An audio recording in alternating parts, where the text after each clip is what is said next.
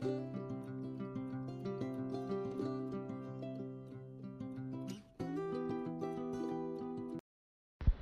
All, ಎಲ್ಲರೂ ಹೇಗಿದ್ದೀರಾ? ಎಲ್ಲರೂ ಚೆನ್ನಾಗಿದ್ದೀರಾ ಅನ್ಕೋತೀನಿ. Welcome back to rainbow food and lifestyle channel. ಇವತ್ತಿನ ಟಿಫನ್ ಬಂದು ಗೋಧಿ ಕಡುಬು ಮತ್ತು ಮೆಂತ್ಯ ಚಟ್ನಿ ಮಾಡ್ತಾಯಿದ್ದೀನಿ. ಬನ್ನಿ ಹೇಗೆ ಮಾಡೋದು ಅಂತ ನೋಡೋಣ. ಗ್ಯಾಸ್ ಮೇಲೆ ಒಂದು ಬಾಣಲಿ ಇಟ್ಟು 2 ರಿಂದ 3 ಈರುಳ್ಳಿನ ಕಟ್ ಮಾಡಿ ಫ್ರೈ ಮಾಡ್ಕೊಳ್ತಾ ಇದ್ದೀನಿ. ಅದರ ಜೊತೆ ಬೆಳ್ಳುಳ್ಳಿ, ಸ್ವಲ್ಪ ಆಯಿಲ್ ಹಾಕಿ ಫ್ರೈ ಮಾಡ್ಕೊಳ್ತಾ ಇದ್ದೀನಿ. ಮತ್ತು ಸ್ವಲ್ಪ ಜೀರಿಗೆ, 1 ಸ್ಪೂನ್ ಮೆಂತ್ಯ ಹಾಕಿ ಫ್ರೈ ಮಾಡ್ಕೊಳ್ತಾ ಇದ್ದೀನಿ. ಮತ್ತು 2 ಹೆಸರು ಕರಿಬೇವು, ಒಣ ಕೊಬ್ಬರಿನ ತುರಿದ್ಬಿಟ್ಟು ಫ್ರೈ ಮಾಡ್ಕೊಳ್ತಾ ಇದ್ದೀನಿ. ಇದರ ಜೊತೆ 2 ಸ್ಪೂನ್ ಖಾರದ ಪುಡಿ ಹಾಕಿ, ಕೊತ್ತಂಬರಿ ಸೊಪ್ಪು ಹಾಕಿ, ಸ್ವಲ್ಪ ಹುಣಸೆಹಣ್ಣು ಹಾಕಿ, 1 ಸ್ಪೂನ್ ಉಪ್ಪು ಹಾಕಿ ಫ್ರೈ ಮಾಡ್ಕೊಳ್ತಾ ಇದ್ದೀನಿ. ಇದಕ್ಕೆ ಸ್ವಲ್ಪ ಬೆಲ್ಲ ಕೂಡ ಸೇರಿಸ್ಕೊಳ್ತಾ ಇದ್ದೀನಿ. ಸ್ವಲ್ಪ ನೀರು ಹಾಕಿ ಮಿಕ್ಸಿ ಮಾಡ್ಕೊಳ್ತಾ ಇದ್ದೀನಿ.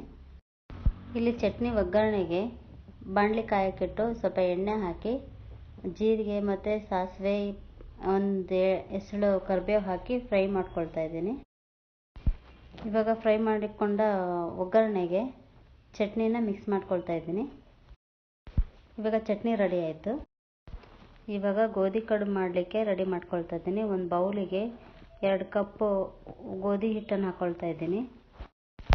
ಈ ಗೋಧಿ ಹಿಟ್ಟಿಗೆ 1/2 ಸ್ಪೂನ್ ಉಪ್ಪು ಹಾಕ್ಕೊಂಡು, 2 ರಿಂದ 3 ಸ್ಪೂನ್ ತುಪ್ಪ ಹಾಕ್ಕೊಂಡು, ಸ್ವಲ್ಪ ನೀರು ಹಾಕಿ ಕಲಿಸ್ಕೊಳ್ತಾ ಇದ್ದೀನಿ. ಇದನ್ನು ಚಪಾತಿ ಹಿಟ್ಟಿನ ಹದದಲ್ಲಿ ಮಾಡ್ಕೋಬೇಕಾಗತ್ತೆ. ಸ್ವಲ್ಪ ಹೊತ್ತು ನೆನೆಲಿಕ್ಕೆ ಇಡಬೇಕಾಗತ್ತೆ. ನೋಡಿ, ಒಂದು ಬಟ್ಟೆ ಹಾಕಿ ಸ್ವಲ್ಪ ಹೊತ್ತು ಇಡ್ತಾ ಇದ್ದೀನಿ. 50 ಮಿನಿಟ್ಸ್ ಇಟ್ಟಾದಮೇಲೆ ಅದನ್ನ ತೆಗೆದು ಇವಾಗ ಈ ಶೇಪಲ್ಲಿ ಗೋಧಿ ಕಡುಬನ್ನ ಮಾಡ್ಕೋಬೇಕಾಗತ್ತೆ. ನೋಡಿ, ತೋರಿಸ್ತಾ ಇದ್ದೀನಿ. ಈ ಬಟ್ಲು ಶೇಪಲ್ಲಿ ಮಾಡ್ಕೋಬೇಕಾಗತ್ತೆ.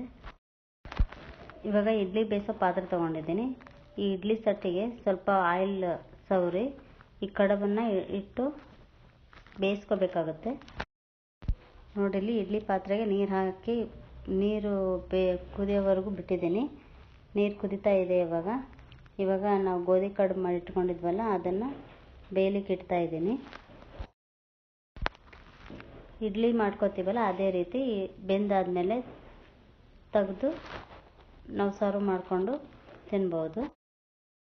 ಈ ಮೆಂತ್ಯ ಚಟ್ನಿ ಮತ್ತು ಕಡುಬು ತುಂಬ ಒಳ್ಳೆಯ ಕಾಂಬಿನೇಷನ್ನು. ಬಾಣಂತಿಯರಿಗೆ ಮತ್ತು ತುಂಬ ನಿಶಕ್ತಿ ಆದವರಿಗೆ ಇದನ್ನು ಕೊಡ್ಬೋದು. ತುಂಬ ಹೆಲ್ತಿಗೆ ಒಳ್ಳೆಯದು. ಈ ವಿಡಿಯೋ ಇಷ್ಟ ಆಗಿದ್ದರೆ ಒಂದು ಕಾಮೆಂಟ್ ಮಾಡಿ. Thank you for watching.